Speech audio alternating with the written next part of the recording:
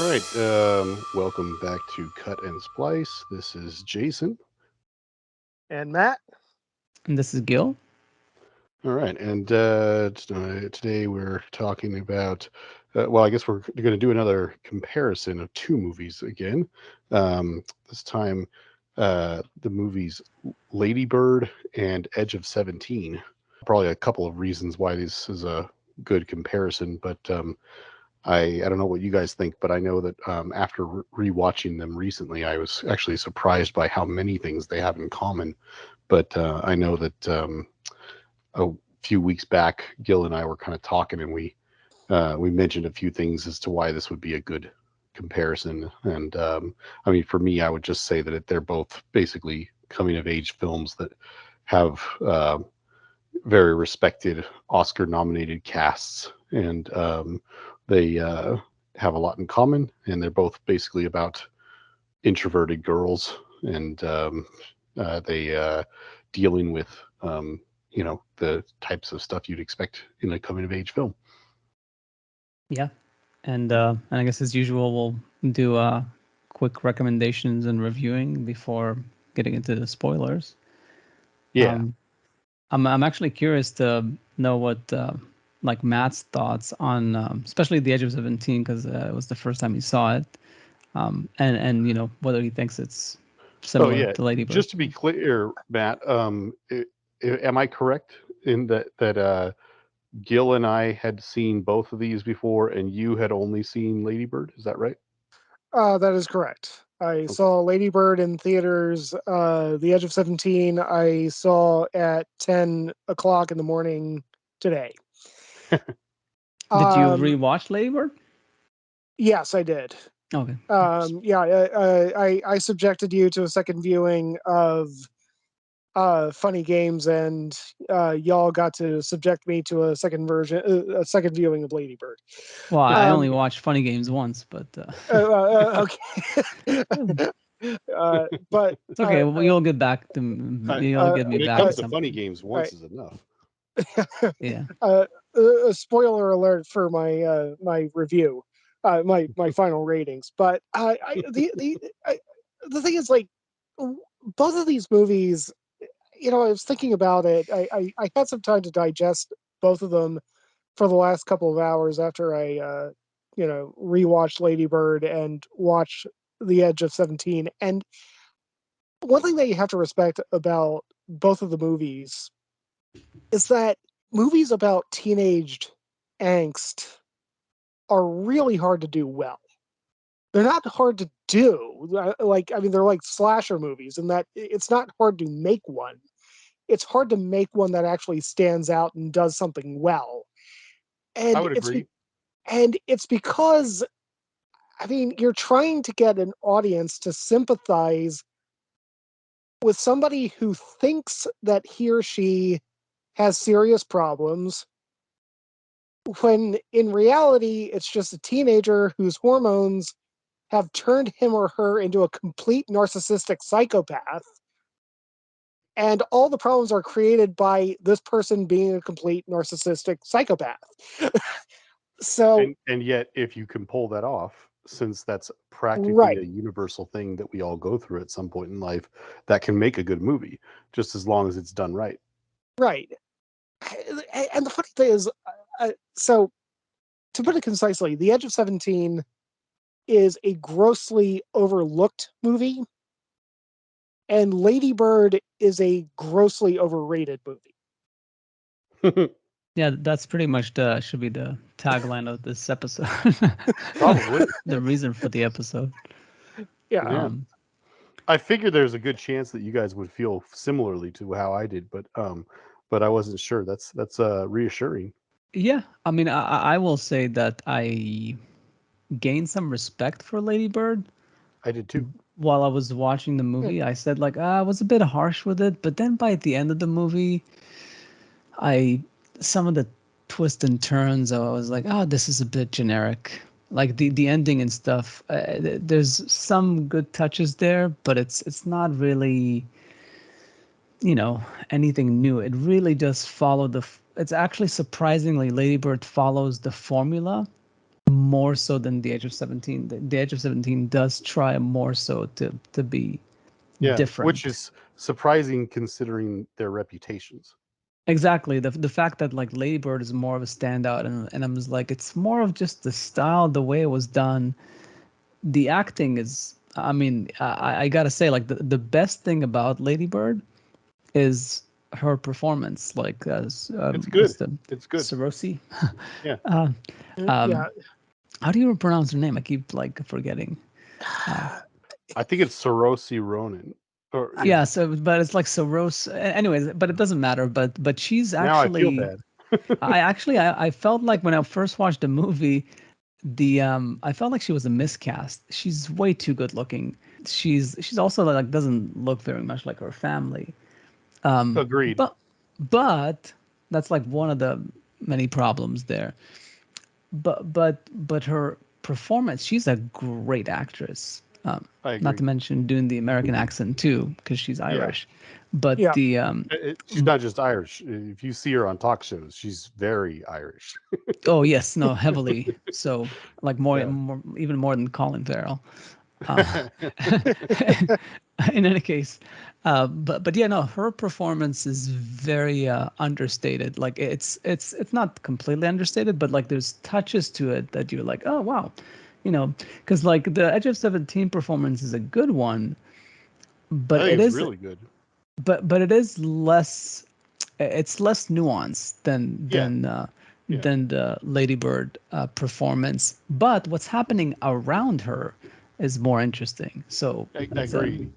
That's a really good way of putting it. If I yeah, had to sum it up, I was just gonna say that basically, it's worth looking at these two movies because they, like we have already kind of stated, their reputations are don't really match, I guess, or they're mismatched reputations, I guess, or something like that. Because I think in almost every way that a movie can be, I think that Edge of 17 is a little bit better. I certainly think that the biggest way is that it's a hell of a lot funnier. I do think that Lady Bird is meant to be a very funny movie, and I would say that any 30-minute segment of Edge of 17 has more laughs and better laughs than the entire 93 minutes of Lady Bird. Also, I mean, while I do agree with you that Saoirse Ronan's performance is very good, and so is others too. Timothy Chalamet is great in it, but yeah, I love to hate him. Like he's such a, well, whatever. That's for later. But anyway, it's just so interesting that these two movies only came out a year apart from each other. They're both about 17-year-old girls going through this stage in their life, and they both have a quirky best friend, and so on and so forth. Both movies have Oscar nominated leads and Oscar nominated supporting cast, and I don't understand why. I mean, obviously, we can go into this more later, but I really just don't get why, when in 2017, when it came out, why Lady Bird got like 5 Oscar nominations, and not just little ones either, like all big Oscar nominations, like Best Actress, Best Director, Best Picture, Best Writing. Like, I mean, it's like big, big stuff. Why all that? And it got a bunch of BAFTA nominations. It got some Golden Globe nominations. I think it won for Saoirse Ronan. And the only thing that Edge of 17 won that year, or was even, it didn't even get any Oscar nominations. It didn't get any of that other stuff I just said. It got one Golden Globe nomination that I don't even know if she won or not. I think she might have, but like for leading actor for Haley Steinfeld. I mean, comparing the two, like the reception from audiences seem to be pretty much in agree. It seemed to like Edge of 17, but I mean, just in terms of its reputation, it's just like, I don't know, almost like a sleeper, compared like to the accolades that it has received. And it's strange to me that Well, one on is such a darling to the to the awards people, and the other is just nothing. And to me, it's the better one that's completely ignored. I mean, the you can see with the ratings, like it's Edge of 17 is 7.3 and Lady Bird is 7.4 with audiences. But then the Metascore with the critics, it's 77 for the Edge of 17 and 93 for Lady Bird, which is 93 is a ridiculous like score with Yeah, Metascore. Like it's very rare that movies crack the 90. yeah. Um, I so don't it's get it. like universal acclaim basically, Yeah. and it's very very strange. Yeah, I don't get it. I think what it is, maybe Lady Bird had more to it as far as a time and a place. Sacramento is a character. Something about it is more lyrical, or at least like more thought through. Where Edge of 17 is just about a place somewhere where there's a teenager and she's got this personality, and like we're gonna explore it through these, you know, trials and tribulations. We'll just do it in an edgy way with some twists and turns and some good laughs. And yeah, I did laugh out loud several times, and I don't most of the time when I watch movies alone. So I really like give it that like, Yeah. especially Woody Harrelson just kills me He's like in that. so great in it. Yeah. He is Uh, Um, amazing. I have a different theory as what's to that? like the audience scores versus like the Metacritic and everything. Is that one thing that both movies have in common is a sympathetic father figure who seems to really care about his daughter, really love his daughter, seems to even love his daughter more than the mother does. But the Edge of 17 dared to actually show the male figure in a young woman's life as being incredibly important and influential and positive, whereas Ladybird showed the father as being kind of passive and enabler and tries to finally thrust it down your throat at the end of the movie that even though the mother's kind of nuts, she was always the positive influence on her daughter. Huh. So I don't think that the Edge of 17 gels politically nowadays with the narrative that you know men are useless. So That's a uh, Well, very interesting theory. I had not thought of that at all. I don't that's know it might be if a bit far fetched though. I mean, I don't know about far fetched. I would say it's definitely possible that you're reading a bit into it, but I mean, I'm willing to entertain it at least. I definitely never thought about that. I would say that I did think about what not about the specific thing you just said, Matt, but earlier I was thinking, is there some chance that maybe this is like a liberal Hollywood woke thing, whatever Greta, what's her name? Gerwig. Gerwig, is like a perfect thing that everybody would love to. She's like, checks a lot of boxes for what people would like to give awards to. But then I was like looking and I was like, oh, wait a minute. Edge of 17 is directed by Kelly Freeman Craig, and she's like a year or two older. They're both mhm. young, very attractive, like women who this is like their first movies and stuff like that. Or so like it's all the same boxes pretty much, So I don't know. I don't know. I'm not sure why the reactions are that way. That it is an interesting thing to think about, though. I mean, it's one other thing is that Lady Bird also is very toned down, very realistic in portrayal, and Edge of 17 is a bit more hyper, Yeah, kind of going out there with all the cinematic visuals and everything. And that's the reason why, one of the many reasons why I don't like Lady Bird very much is because, and we've brought this up in our Wind That Shakes the Barley episode. I like cinematic visuals. Like I like close-ups. I don't like when everything is covered in the wide, which is basically what Lady Bird is. It's unless it's a dynamic, wide like Spielberg. Right. But it's just basically like flat space. Everything is flat. Let's just show, and it's almost like it plays into the comedy, and it's very like understated. And people sometimes, just like with When That Shakes the Barley, sometimes they react to it and oh, this is interesting. There's no coverage. It's just all in the wide, and every here and there they'll have like a close up and stuff for like moments, but it's basically like done very differently. Yeah, that's a And good point. and a lot of people maybe respond to that as well. It's like, oh, this is different, and it's like with a and not to mention obviously Saoirse Ronan is a an A-lister as far as like actors. So maybe that brought attention to that as well. But yeah, Greta Gerwig, I think because she was like in Baumbach movies, people knew Oh, that's her. true. Yeah. Mhm. So it's yeah. So and I think there are a couple now, but in any case, there could be a variety of things, but you never really know. Maybe it just comes down to something as simple as marketing, Could be. you know. But Well, enough speculation. Gil, what are your ratings? yeah, so I'm conflicted. I think both my ratings are going to be emotional ones. Like I've considered adjusting them based on reviewing, but I think just because I want to be stupid, I won't.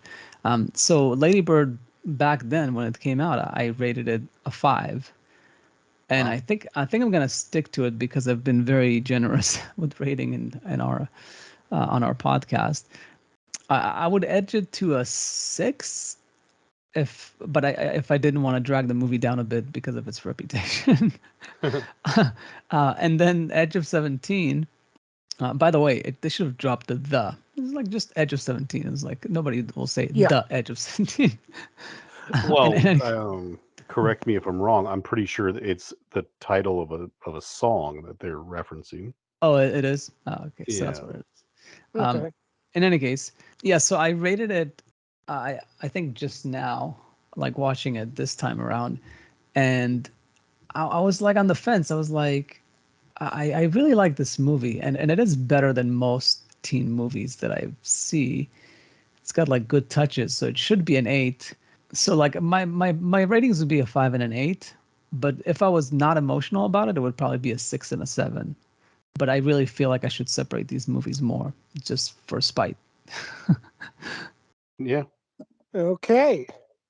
I think when I first watched it, I never really thought about what to rate Lady Bird, but I probably also would have put it like around a 5, 5.5, probably a 6 actually is what I would have put it. I really liked it more this time when I watched it, um, more than I did. I mean, is what I meant to say. When I first saw it in theaters, and I actually laughed more too than I did the first time when I saw it in theaters. That probably only really brings my overall feelings for it up to about maybe 6.5 or so, whereas Edge of 17 I think is like a solid 8 or so. So it's at Uh, 6.5 Yeah, probably 6.5 and 8. and an Yeah. 8. Okay, that's we're not far. No. Okay, so I guess it's my turn. I'll just start off with Edge of 17. I think is a solid 8 for me. Nice. Ladybird. The first time that I saw it, I basically thought that it was a piece of cinematic garbage. I mean, if you asked me coming out of the theater the first time that I saw it, I would have rated it like a 2. This time around, I liked it quite a bit more, and I guess I'll ratchet it up to like a 4.5 or a 5. Wow. We're So all kind of somewhat on the same page, even if our numbers are different yeah, in I had terms a of our feeling. reaction. Yeah, I had a feeling that that yeah. And I should say, Diana, my wife, was very upset about the Stuck in Love episode because I didn't represent her views. So Aw. I should do a better job this time because she's listening. No, I'm kidding. But I tried. I just don't have a good memory. But in any case, we spoke today, and she said she also likes The Age of 17 better than Lady Bird. Nice. But again, I am not sure of the exact ratings. But I invited her to join us. Maybe she will someday.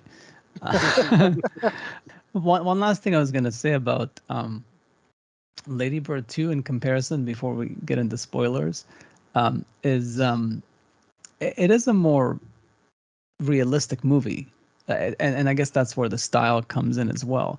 Like if you compare, you know what? I guess I'll save this for the spoilers. I don't know if it's a spoiler or not, so we'll save it for the spoilers. But Okay. yeah, there's I'll just say as far as recommending it, you definitely feel like there's touches of it that are more true to life than they are in The Edge of 17. The Edge of 17 pushes the boundary of what's Yeah. realistic to tell a satisfying cinematic story that represents reality but is not true reality, where Ladybird keeps things grounded all the way through, which is fine if it's your kind of movie. I just don't find that cinematic enough. And I'll keep going back to the Kubrick quote that, like, we're not photographing reality, we're photographing a photograph of reality. That's what movies are supposed to be. Yeah. Yeah. So, Before we jump over to spoilers, I just wanted to say, I believe it's a reference to a Stevie Nicks song. oh, The Edge of 17. Yeah. Oh, I Anyway, wonder if it was in the movie. Okay. I don't believe so, but maybe. I don't know. Okay, so we're good. Spoilers. Yeah. Yeah. Okay, going to spoilers. So I'll say it quickly. The one example that I was gonna give, and then you guys can go, is the sex Yes. situations. Like the Ladybird plays the whole sex, like losing her virginity. That's a big moment, and it's played well. It And is. it's the exact same way that it is. It's the way it happened to me, and I'm sure it's the way it happened to you. Like the awkwardness, the nothing about it is overplayed. So it's very relatable. Like I think that's Yeah. what people like. They watch a movie like this, is like, wow, this is exactly the way it happened to me. And I was like, yeah, but it's not that interesting. Like it's okay. It's okay to have a scene that's true to reality, but can we have moments of it, and then the rest of the movie can be an actual movie? But Edge of 17 has the scene in the car, which is also, I'm sure a situation like that can arise, but not to a lot of people. Like it's not gonna happen to a Yeah. lot of people, or even girls that like say to a guy like, "I want to suck your cock," and then they actually have a thing in the car with them. That's a very specific situation. That's not super relatable, Yeah. but it still had something that was useful about it dramatically, to Absolutely. refer to the character's place. So yeah, I think those type of touches is probably what had a strong reaction for people, especially critics viewing Ladybird. It just needs to be your kind of movie, I think. Yeah. I mean, my first time bore literally no resemblance to Ladybird, but Okay. Well, you had a first good time, I guess. yeah, Um.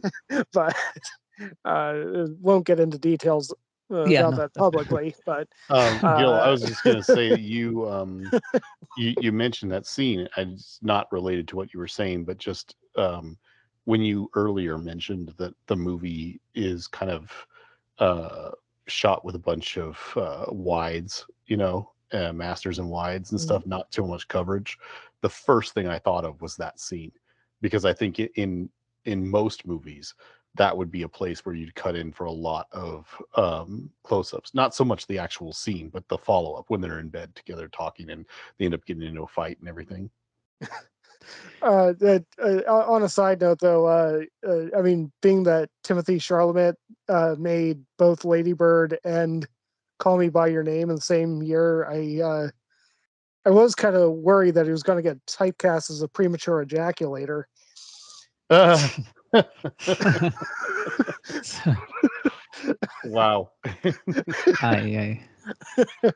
I It's that's funny, another I thing, saw. is like there's been requests to try and avoid too much jokes about ejaculation, abortion, all that type of stuff. um, I saw both of those movies. I did not realize that it was the same year, and I know I saw them both in theaters. It's crazy. Yeah. Yeah, no, it is true to life. What are you gonna do? I mean, most men are premature ejaculators, like for the first, not to mention the first few times with a new girl, yes, but especially if you're like a teenager, your hormones are just like out of control. Like you cannot keep them under control. Like you really have to get good Mhm. at it. It takes practice. Yeah. There's no doubt. In any case, um, yeah. Yeah. Um, I was going to mention one of the things I wanted to talk about was you know, I don't know if when I first saw Lady Bird, if this was something that tainted my feelings for the movie because the very first scene and the very last scene of movies are both always very important and stuff like that, or at least almost always. And when I saw Lady Bird this time, it really reminded me of some stuff I'd forgotten, like about it, seeing it the first time, obviously, and the opening scene where Lady Bird is driving with her mother in the car. They're at the end of a long trip coming back to Mhm. Sacramento. They get into a disagreement. It's really well written because it feels like a parent and a child arguing over stuff they've already argued about, and they're just kind of rehashing whatever. And she gets to the point where she doesn't, the character does not want to continue the conversation, can't stand being in that situation, but is not the one driving, and opens the door and throws herself out of the car, much to the surprise and shock of the driver. And the two things that I thought about both this time and the first time I saw it with that opening scene was that I couldn't help but think that I completely agree with the mother. Now, I mean, later on in the movie, I think that she goes really too far with a lot of things, particularly the way she talks to her daughter. And it's very clear that she doesn't understand a lot of things about her daughter and she doesn't support her the way she needs to emotionally and stuff like that. But in that opening scene, I am 100% on board with everything the mom is saying. And I just see the daughter as this like completely like entitled like person, like spoiled, snobbish person. And I can't believe that she's saying these arguments to her mom. But then the other thing I think about is the whole concept of her throwing herself out the car in that scenario. I think Crazy Stupid Love did it better. I mean, that's the exact same opening scene with Steve Carell when his wife is saying that that she's divorcing him because she's leaving him, she cheated on him or something like that. And he's like, says he just wants to stop the car. She doesn't want to. She wants to keep having their crazy argument about their marriage. And he just jumps out of the car. It was funnier and it actually kind of seemed to make more sense in that movie, which was like probably 5 years earlier. Yeah. yeah, no, I guess it was like out of left field for but I guess it's set that sort of tone. Although I feel like you see that's not very realistic. That's probably the That's least not realistic like thing in the movie, though. yeah, exactly. Like that's pretty extreme. I think what's more extreme, and that's a good comparing between movies, is when she steals the car in Edge of 17, and leaves her mom like carless at her job. That scene I feel like is more realistic. The more realistic of both of these would be just somebody running away from home without a car, Yeah. especially because she doesn't have a license. But it's actually conceivable that she can drive a car but doesn't have a license yet. Yeah, well, That is they possible. they did say that she failed the test. So that means that Yes, she she at knows how to least knows how drive. to drive enough She's to just doing have gone something to take it. illegal. Yeah, Yeah. exactly. No, that was a lot more believable for sure. You know what? Never mind. It is extremely believable if she actually learned to drive, just haven't been able to pass the test. Yeah. Yeah. Yeah. Um, Having grown up with a younger sister, I can tell you that the whole stealing the car thing, when it comes to a 17-year-old girl, entirely believable. yeah. No, for sure, more than jumping out of a car. Um, Yes. but yeah, I guess Uh, maybe working off of that about the mothers is also a good point of comparison. yes. Is one of the big things that I felt like generally The Edge of 17 does better is it's not necessarily the way life happens. The way life happens is probably Lady Bird, but The Edge of 17 is just a teachable movie Yeah. in that the parenting style of everybody involved, especially like the Woody Harrelson character, taken a bit to the extreme, but the idea is that adults worry, especially the mom worries because she's got a lot on her mind, but they mostly worry about the kids, but stay out of their way because they really never listen to you when they're teenagers. So you really have to just be say like, hey, this is my number, call me if you need me, pretty much. Where I feel like in Ladybird is a bit more hands on, and they keep like like tug and pull of the mom and the daughter, and then I felt, to me personally, the whole mom playing the invisible game, that seems to me like it didn't feel very believable, and then she ends up not saying goodbye to her. Like it's so hard for me to buy that stuff, as realistic as that movie is trying to because a parent of a teenager knows that like teenagers are horrible people, but they're growing. They're just like Yeah. toddlers. I'm going through that right now. Like they're growing. Like you can't blame them. All you can do is just be there for them. And as long as they don't kill themselves, and they get through like the teenage years, hopefully they'll become, useful adults. Hopefully they don't kill Hopefully. anybody else either. Yeah, But and I just um, feel like the parenting feels more realistic, actually, Well, specifically, and hopefully they don't create anybody else also. they don't what? yeah, hopefully they don't make babies before they're not teenagers anymore. Oh yeah, that's also very important. Yes. But yeah. There's so many things I can say, and we should talk about, that I think Mhm. that Edge of 17 did better, or Lady Bird got wrong. But I did want to, just so it doesn't sound like I'm just totally like trashing this movie, because I did enjoy it more this time, like I said, and I did laugh Mhm. more often. There were a few positive things I wanted to say, like, and this is in no particular order. I was just a few things I just made a quick note about, but like, I think I really laughed at the scene where she finds out that that her first boyfriend, I think his name's Danny or something like that, but Yeah, the tall guy that he's with, or that she's with, sorry. Um when she finds him in the bathroom, like I remember watching, I was like, I didn't even remember his character, to be honest. I was like, because I think Lucas Hedges. because Timothy Chalamet leaves such a big like impact on the movie, and I like, that's he's the only thing I really remembered her being with. And I was like, oh, she was with some other guy, and I was like, this guy's like a theater guy. I don't remember this. This guy's kind of. And then all of a sudden, he's like making out with another dude in the bathroom, and I just laughed. I was like, "That is so good," because her life was going so good. I was like, I don't remember all this positivity in this movie. It's just everything just wrecked, Well, not But to mention that his family is like ultra religious and stuff. Yeah, extremely, yeah, yeah. yeah. And I just also, like, I mentioned this earlier, but like Timothy Chalamet was so great, because like he plays the Kyle character, and it's so funny because it's such a great way to write that cool, hip, edgy teenager, because he is so cool in every scene until the moment he opens his mouth. That he's this rich kid in Sacramento going to a private school, and she's like asking him questions, and he just goes, "Yeah, I don't like money."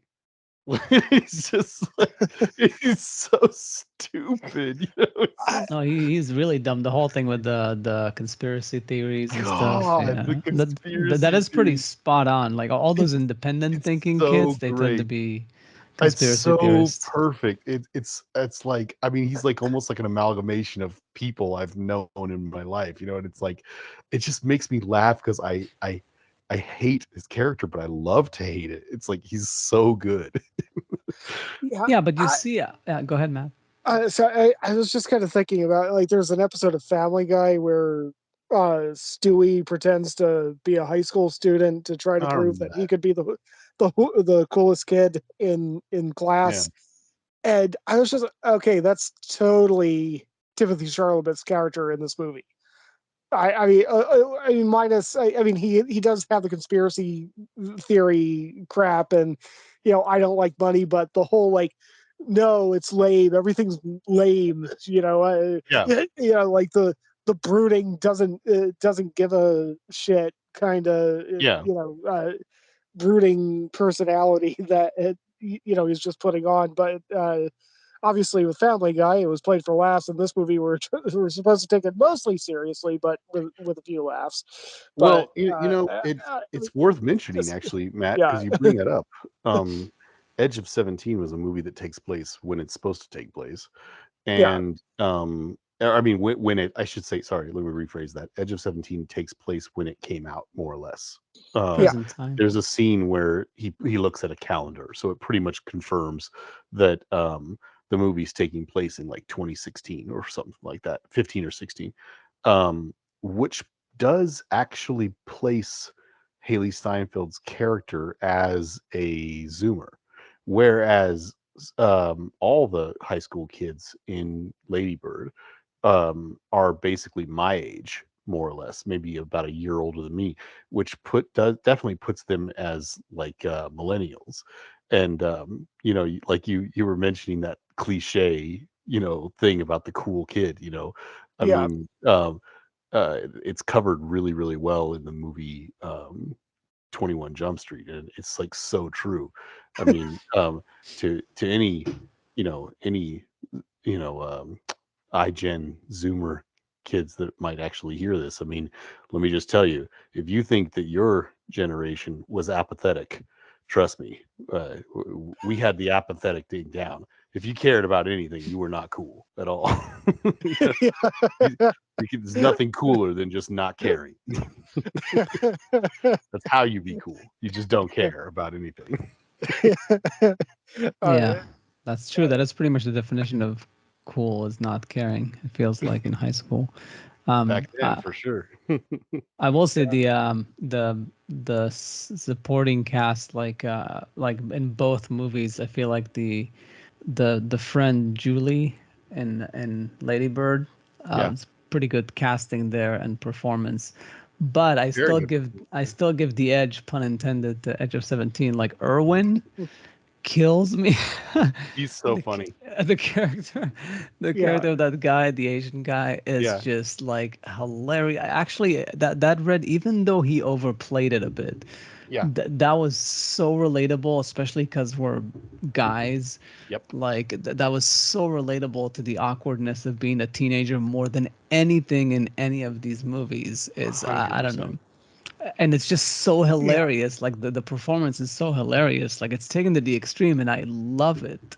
Yeah, So I yeah. I love when he first meets her and finds out that like they both like mini golf or something like that, and he's so clearly into her, and she's so clearly not into him, and he just goes, "Hey, we should go sometime," and she just goes like, Wait, you mean like together?" And he's like, "Yeah, yeah," and she goes, "I think like with a group," and he's like, "Oh, no, no, yes, yeah, that's what I meant. Yeah, like as a it's just it's so God, like my high school life flashing before my eyes. It's like, ugh, yeah. I mean that scene with them in the pool where she actually asks him like, "Oh, so do you want to have sex?" And he's like, "Oh, I guess." They're like, "Oh, no, no, no, we're not going to have sex." Like, you don't say that to him, to a guy. I'm like, no, you really don't. And then the fact that he flips it on her at the end, like, I know that yeah, the movie was about me. I'm like, oh no, the movie wasn't about you. yeah, Oh, geez, I'm such a like. No, no, the movie was about you. It's like, I mean, yeah, just going from that scene in the middle of the movie of you don't say that to a guy to him saying something that you don't say to a girl at that moment, yeah. and eliciting the same reaction. That was a really nice touch. Uh, Since you brought up the pool scene, I was just gonna say, like, I think, in my opinion, one of the strongest things about Edge of 17 is the fact that it is.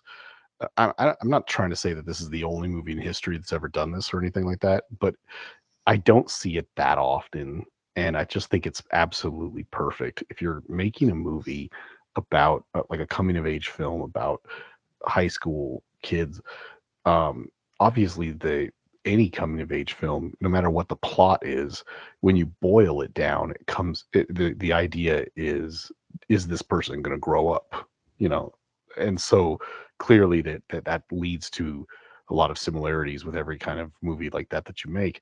And all I'm getting at is that I just think it's so perfect that this movie kind of decided to make, if not 100%, at least like 90% of the conflict and drama and the problems that this character has to face and overcome are almost 100% her fault. Like they just from the inciting incident where, once again we're in the spoiler section here, where her best friend ends up hooking up with her brother who she's not, on good terms with, and that pretty much puts her in a lonely state because she's now no longer talking to anybody. From that moment forward, most of the problems in the movie are a result of how she poorly handles situations. And it's not it's all stuff that you can pretty much expect from her character, with the way she's been written, the way she's been presented to us. It's all very realistic responses. It's just the wrong choices, yeah, for that character to make. It's like that the moment they're in that swimming pool, she says that to him, and you're just like, are you kidding me? Like, wow, I can't believe you would say that to somebody. It's the war, and she's just trying to be funny, and she's just so socially awkward. She's trying to say something yeah, silly out of a movie, and it's the worst thing you could say. And then, the same thing with like when she's the way she responds to her best friend and the way she responds to her brother. It's all very understandable and very realistic, and yet cringy and horrifying, like you to watch. You're just like, wow, I can't believe you're just watching a train wreck in the best possible way. yeah. Actually, this might be a good jumping off point for one of the things that I did not like about The Edge of 17. I agree with like 90. I think I agree with almost everything that you just said about so much of the strength of the movie being that Nadine is just so bad at handling herself that she's creating most of her own problems. Still, and I'm going to start with a little bit of a nitpick, but assuming that Krista, Nadine's best friend, is also 17, and the whole hooking up with her older brother thing. In the state of Oregon, technically that's statutory rape. Oh wow, I didn't think about that. Just saying. Uh, and Kira Sedgwick seems to have, yeah, the mother seems to have no problem with that. Uh, but anyway, uh, there are a couple of issues, but actually that was one thing that I didn't like about the ending was that um, Nadine seemed to put a smile on her face and say, hey, big brother, have a good day, and hey, sis, friend of mine from the second grade who started banging my brother when you knew that we had a really strained relationship and you picked him over me. Yeah, call me later. And she just accepts it and walks off. That's one of those cases where I don't think she actually grew as a human being. I think that she has every single right to be like, hey, brother, I love you because you're my brother. Don't like your decisions. Krista, go fornicate yourself on an iron pike. Hmm. I mean, you're allowed to forgive people and not forget. You're allowed to. I'm going to let certain things go to in a healthy way. Like, I'm not going to let you hurt my brain anymore. I'm not going to let you drive me to like throw myself off of an overpass and try to kill myself anymore. But I don't have to like you anymore. What you've done to me is irrevocable. We can't really repair this. Don't you And think that, Matt? Don't you think that some of the, not just the growth that she goes through with emotional growth throughout the movie, but also the understanding that she gains when she has that, what I think is the strongest scene in the whole movie, pretty much, the hushed hallway scene between her and the brother when she gets home at the end of the movie, when she realizes when she sees things through his perspective by the end of the film, and she realizes that her brother isn't a total douchebag. Don't you think that that realization makes what her friend did less of a betrayal? no, Why not? Why is it a betrayal at all? Actually, I'm trying to I understand. mean, I think it's only a What betrayal in betrayal? the She's sense. not cheating on her. I don't Well, know. I mean, They're well, not lesbians. I don't know. Maybe somebody in our, maybe one of the women in our audience can tell us if there's a like female equivalent to the bro code.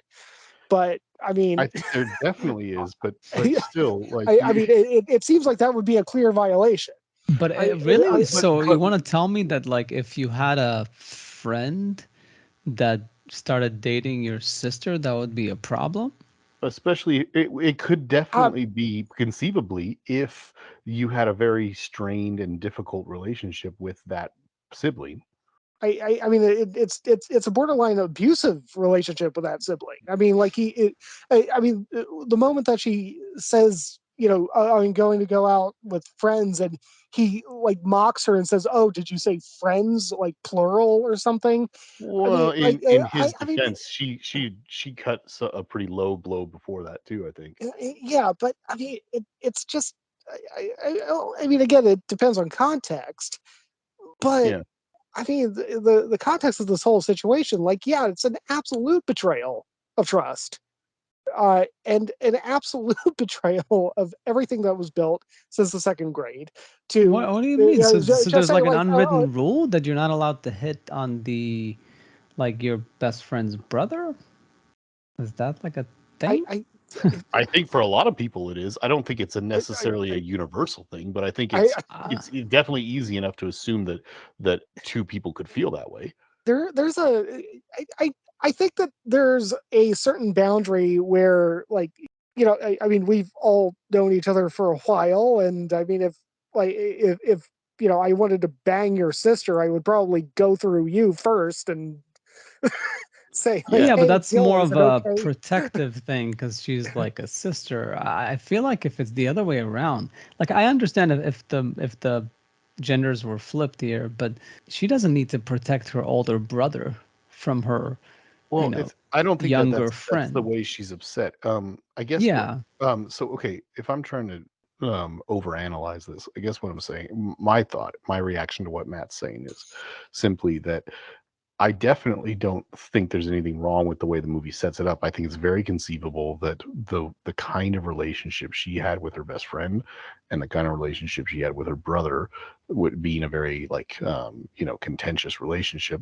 Um, and the fact that her friend and her are like their only two friends. They don't have a social circle outside of that. They are the lifeline that each other have, and to know intimately that that's how each other sees one another, and then for her friend to also know that she more or less despises her brother. I mean, when I say that, I don't mean literally, but like in the way that siblings kind of argue and don't like each other and don't get along sometimes.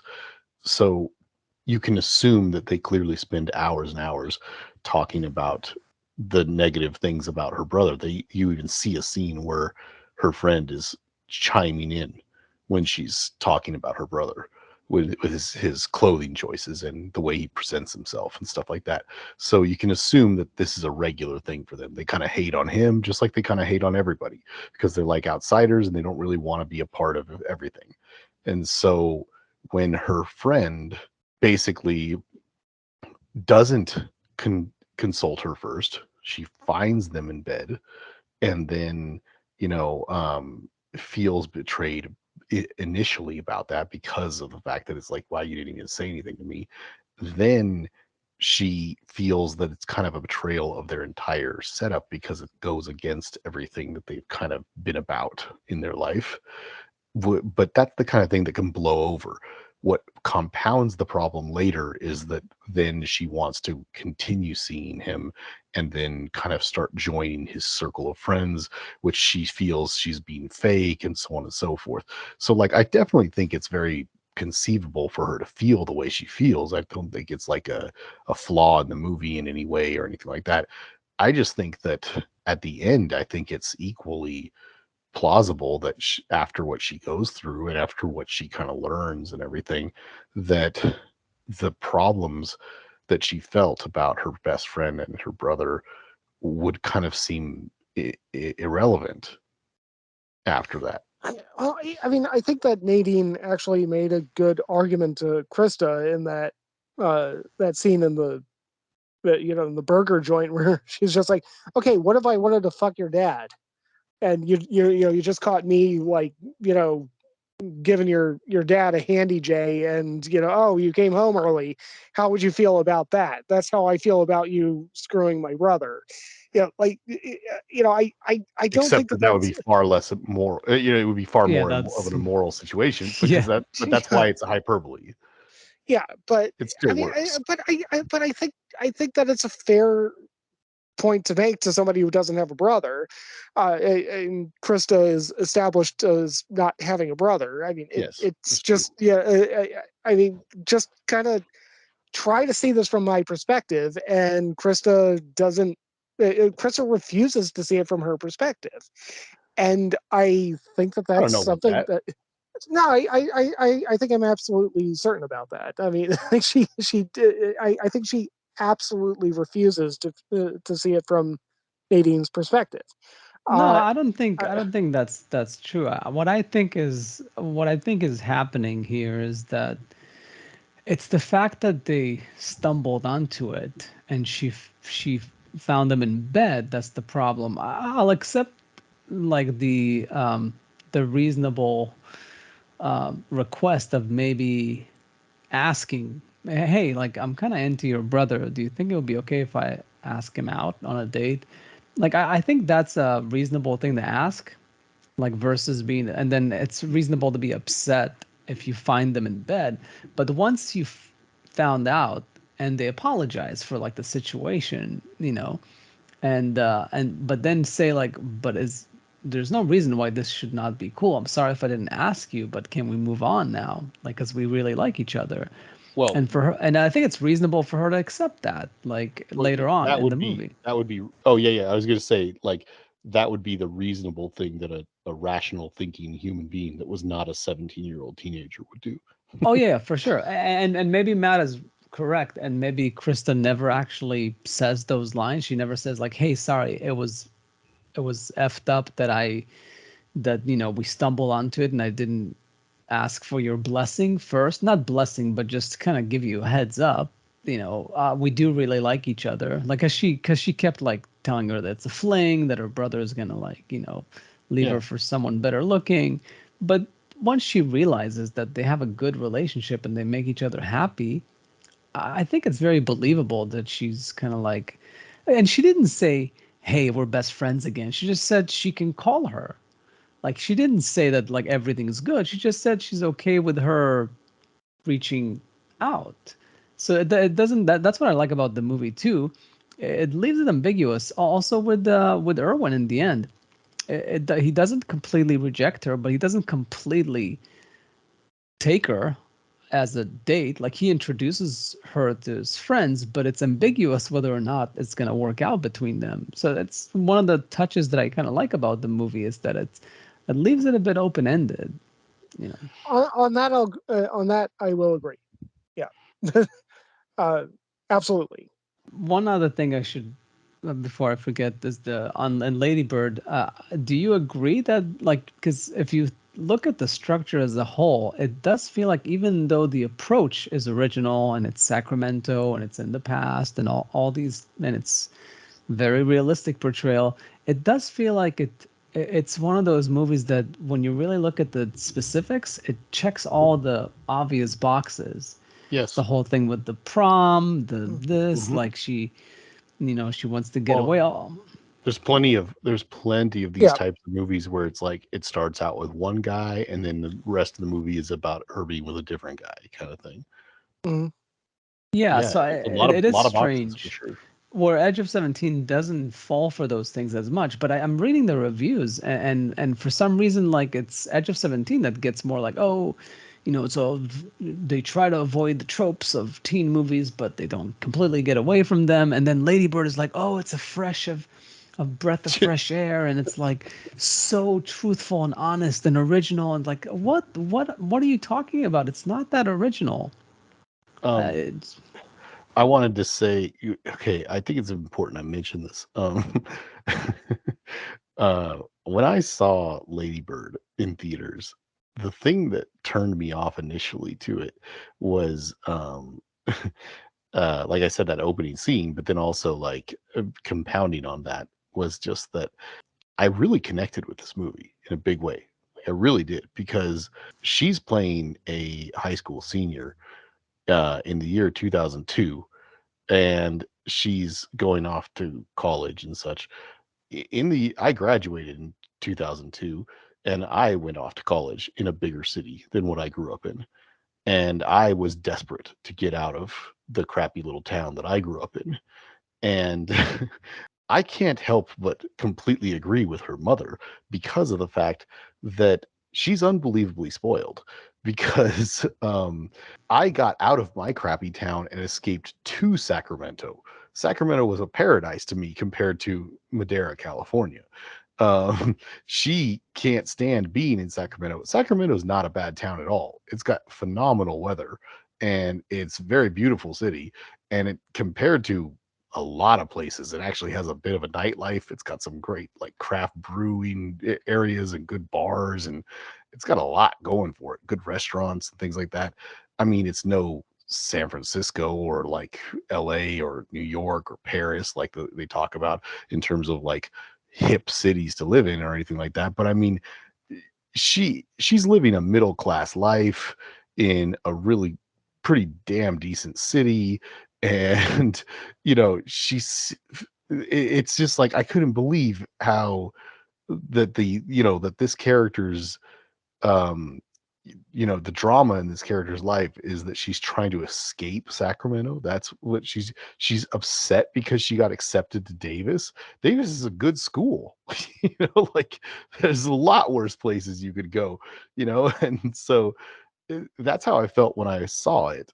And then watching it now this time, that came back even more because I was just like, wow, I really do think, to me at least, that that's the key to why I like Edge of 17 better, because even though Nadine's character in Edge of 17, Haley Steinfeld's character, makes many, many mistakes, and so many of the mistakes she makes are what compounds the problems she's facing throughout the movie.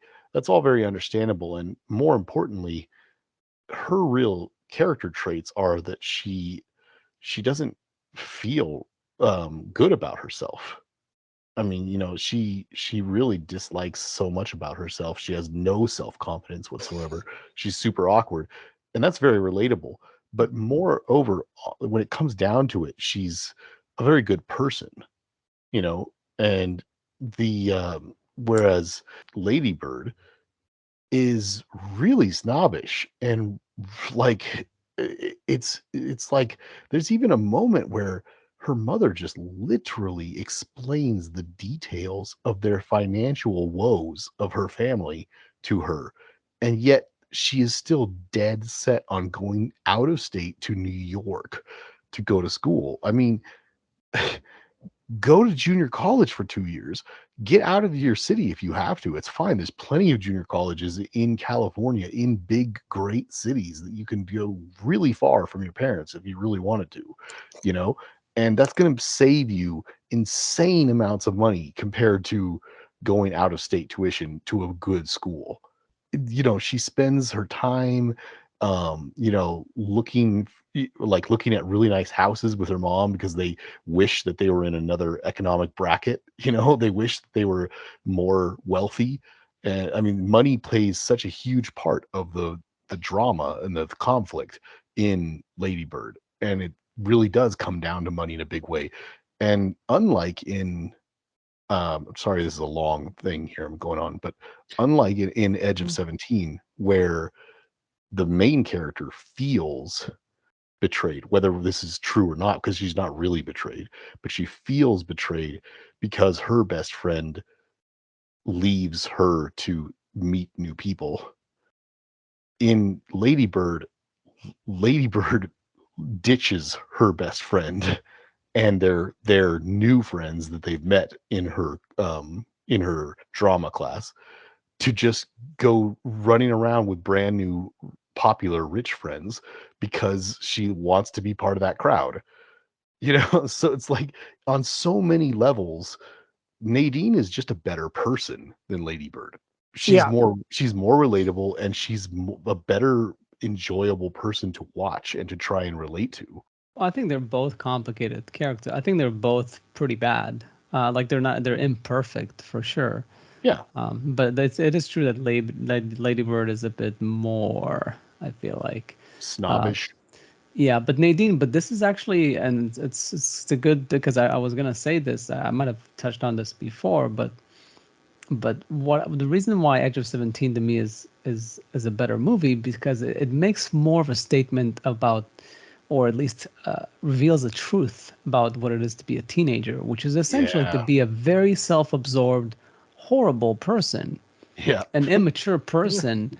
And how do people around you can help you react to you? And I feel like Edge of 17 does a better job at that. Like the Woody Harrelson character, he mm, basically gives her shit back, but while still being very supportive. Like yep. he entertains her. He's basically like a soundboard, He's basically a therapist. a therapist. Like and he says very little. Like I Yeah, love that scene, like in the car when he's like, "Well, we both know what needs to be said."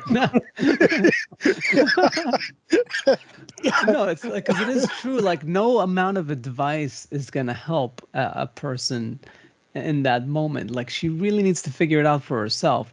Where I feel like in Lady Bird, yeah, she does figure it out on her own with the help of her father, at least the financial part.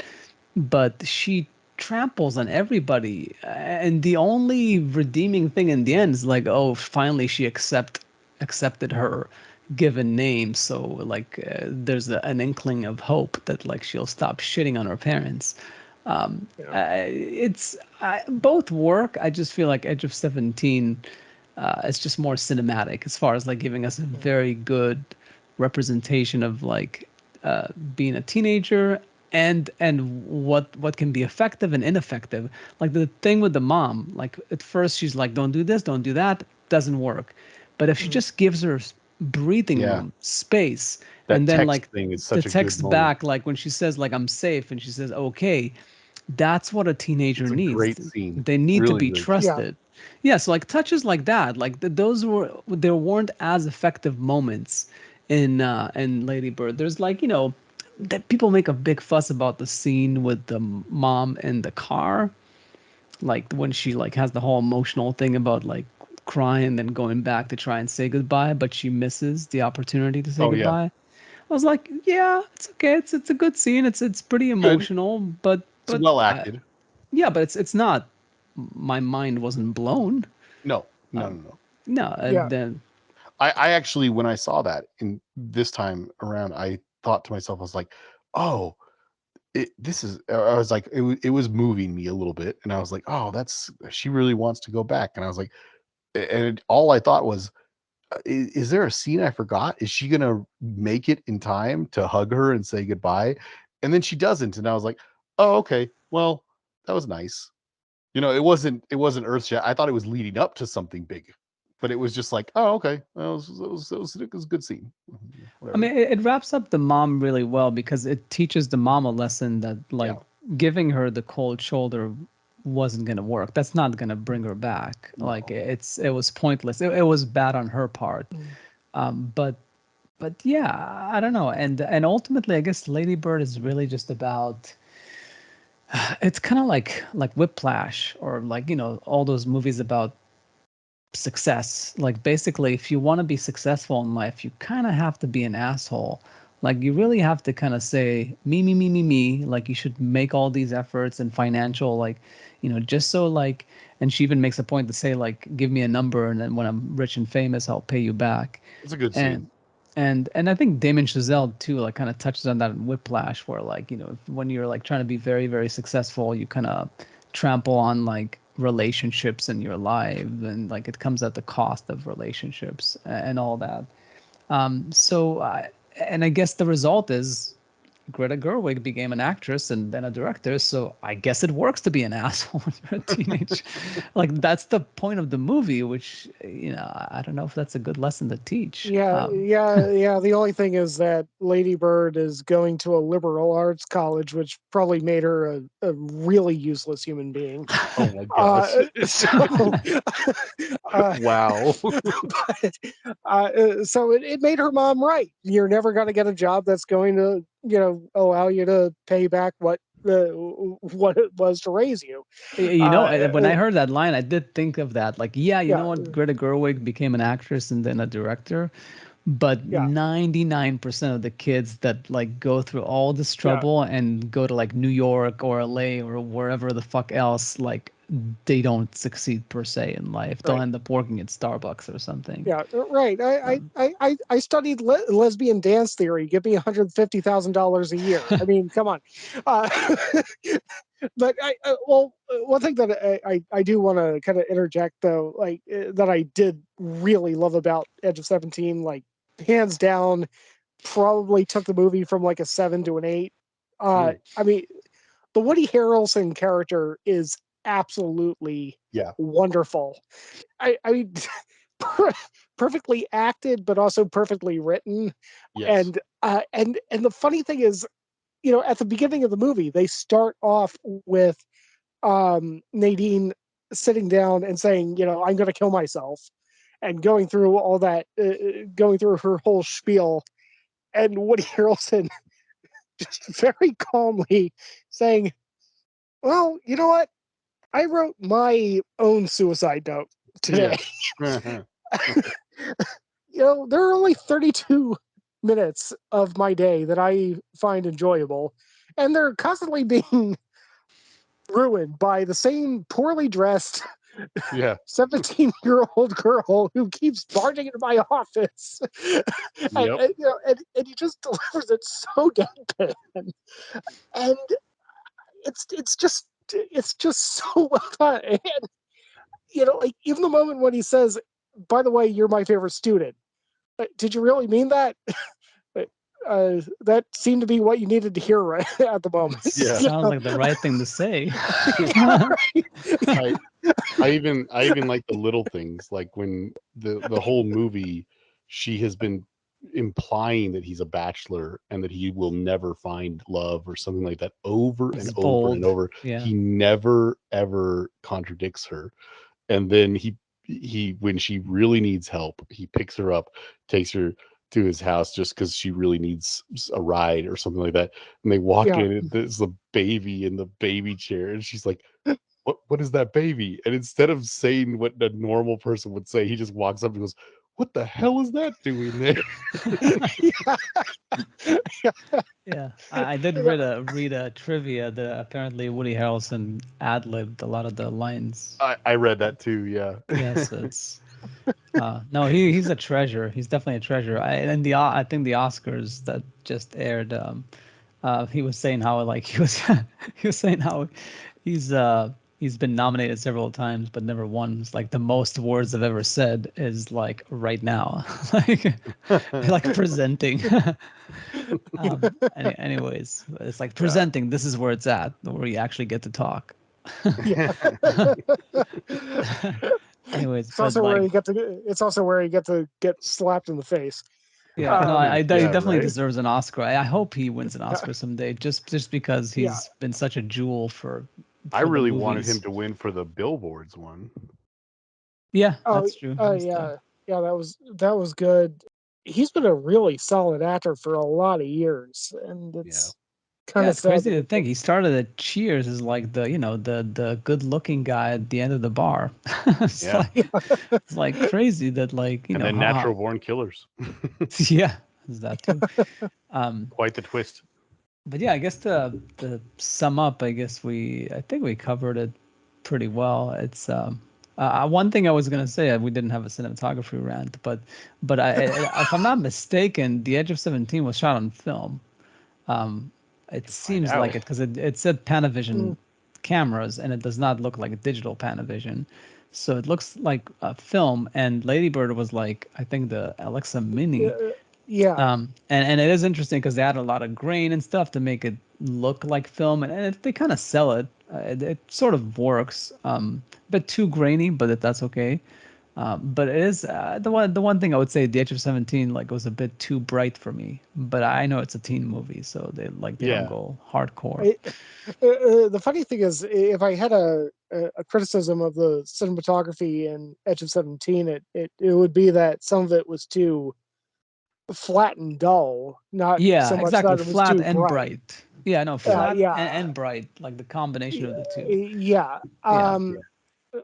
But I mean, really, if you're going to shoot digital and give it kind of a film look to it, nobody's beating Greg Fraser anymore. In terms of Yeah. camera work, I don't know. in His terms of stuff looks pretty digital to me, but you know, uh, well, he doesn't add I, enough grain. I think, but but one thing that the Edge of 17 definitely has over Ladybird is it. I mean the actual operation of the camera is just more interesting. Yeah. oh yeah, Uh, yeah, no. You mean it, Edge of it, 17, right? Yeah. That's what he said. Yeah. did I Yeah, yeah. say Edge of Tomorrow? No, no, I no, don't no, know. no, no, no. I'm What just is it? making sure. I didn't hear you, so I'm making sure you Oh, said Edge okay. of 17 more All right. interesting than Ladybird. Yes, that's what Yeah, he said. yeah. Edge of 17 is just more interesting than Ladybird in terms of the actual camera work, the actual movement, the actual Yeah. setting up of the scenes. And I mean, like, Ladybird is one of those things where actually, if we want to do a brief cinematography rant, I mean, when it comes to like composition, and Gil, you referred earlier to covering scenes in wides and just letting them play out. I mean, there is a way to do that really brilliantly, and you've already alluded to that, but you still have to block the actors in a way Yeah. that's interesting. And that's where Ladybird just fell flat on its face. I mean, you just cover a full scene of two people lying in bed in 1-2 shot. That's not interesting. You look at Woody Allen. I mean, there are scenes that he covers in just one long shot shooting down a hallway, but the actors are walking back and forth and they're arguing and they're doing stuff. And things are just developing. He gives actors things to do in that one shot. Even if it's a locked off camera, it doesn't even have to be a moving camera. You just need to give actors shit to do. Yeah, And but I think that's the style. Yeah, she was going for like a very flat space, flat like images kind of style. Like I guess like life is just boring in Sacramento, so nothing is moving very much. And I did notice, like, as I watched the next movie she did, like Little Women, and she shot it like a normal movie, like more like The Edge of 17. So it's like, okay, so she can, so it wasn't like it's not that it's her style. She just very specifically for Ladybird went with this very specific style, but she can actually shoot a movie very cinematically. Hmm. If if that's what she's going for. So at least I know it was very very intentional, which I assume it. I assumed it is, but it's just not a choice that Yeah. works amazingly for me. Yeah, yeah. Just because that was what you were going for doesn't mean that what you were going for was the you know right place to go. It's Yeah. I, and that's always a problem with budding filmmakers. Oh well, that was intentional. Yeah, it was intentional. It's still shit. But uh, Yeah, uh, I know there's a chance that you might just want to cut all this out because we've already gone pretty long and we had a nice stopping point. But Yeah, two that's true. little things I was gonna like just mention as positive things, one for each movie. In Ladybird, the two scenes that I think do work really well between the Ladybird and her mom, I think almost work entirely because of is the mom Laurie Metcalf? Is that the one? yes. Yeah, yeah. Yeah. She's got two or three scenes in the movie where all she does is react with her face. And two of the best ones, the ones that really work, I guess, really, are the ones where she's picking out her prom dress or something like that. And I don't think the dialogue is that great. It's not like my favorite scene in terms of the writing at all, really, Hmm. but because it's a little spot on, it's a little like nail on the head kind of thing. But like, there's a moment where the daughter is finally confronting the mom and saying that she's not supportive, basically. She Hmm. says mean things to her, basically, or something like that. And her mom's response is, "I want you to be the best version of you can be," which is a pretty nice civil way of a mom to say, "I want you to be better," kind of thing. And therefore I'm critical because I want you to be better. And so her response is, "What if this is the best I can be?" And instead of coming back, it just cuts to another over the shoulder back to Laurie Metcalf, and she just gives her this look like, we both know that's not true. I mean, it's just the most obvious look of like, come on, like, moment. That one I liked. And then also just the one you mentioned before, Gil, the give me a number scene about the like Hmm. telling her that she doesn't want to ever have to speak to them again. Just give me a number of money that I can give you to pay you back for raising me, kind of thing. The There's something in that one too. Oh, I think it's that one. That one is a dialogue thing. I think it was the thing that you mentioned already about like, I don't think you're gonna ever make enough money or something like that, to pay me back, kind of thing. Yeah. No, it's yeah, both movies have like good touches for what they do. I guess it's ultimately, I guess, a preference Yeah, thing. I know with the Edge of 17, we already actually kind of mentioned this, really, the fact that like so much of what she struggles with is stuff that's totally her fault. I remember watching this movie after I saw it in theaters. It was when I was living with a bunch of roommates. It came on TV, like on probably HBO or something like that. And one of my roommates, Mike, was he and I both share a love of coming of age films, and I think there's a big group of us, like 5 or 6 people, watching this movie, Edge of 17, and the scene where she has managed to get the guy Nick that she really likes to go on a date with her, but instead, of course, unfortunately, because he thinks it's a booty call, he makes a move and she's, not comfortable, with it, and she tells him no. I love that the movie kind of, I mean, so many lesser films would have, I mean, think about it. That scene in that movie comes right after the scene where the brother confronts the mom and talks her down. And then Hmm. she says, "Where are you going?" And he grabs his shirt and his keys and he says, "I'm going to go take care of it," because he's going to go find the sister and bring her home so that way the mom can relax and go to bed, and the whole night can be the horrible night can be over, kind of thing. And Yeah. eventually he does. Eventually they make contact and he gets her from the house, but then she tells him off and she finds her own way home and so on and so forth. But that's all beside the point.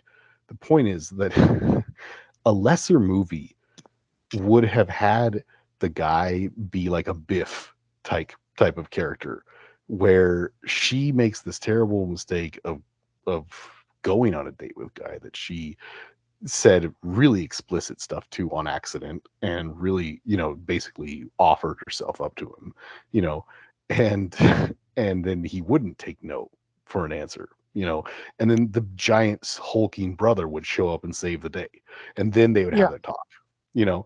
But instead, this guy, being the creep that he is, I mean, she does say that he went to juvenile hall and he's not a very good guy or anything, but he's not a terrible person either. She says no and he's just upset. you know he just Right. gets off of her and just goes like, what do you want, and whatever.